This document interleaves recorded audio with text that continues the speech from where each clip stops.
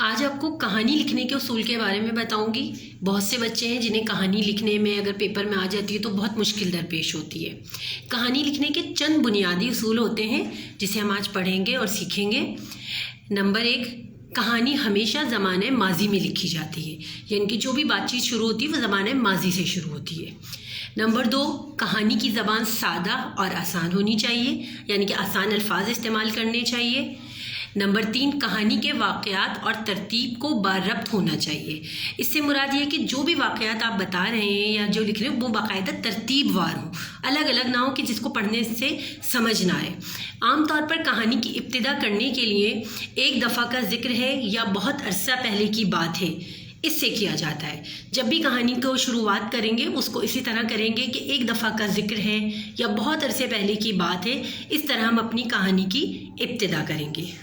Number 5، کہانی کا عنوان ضرور لکھنا چاہیے۔ کس موضوع پر آپ کہانی لکھ رہے ہیں یہ پتہ ہونا چاہیے، اس کو لکھنا بھی چاہیے۔ ابتدا میں ہی کرداروں کا تعارف کروانا چاہیے، یعنی کہ آپ جن کے بارے میں بھی کہانی میں ذکر کر رہے ہیں ان کا تعارف ابتدا میں شروع میں ہی کروا دیں۔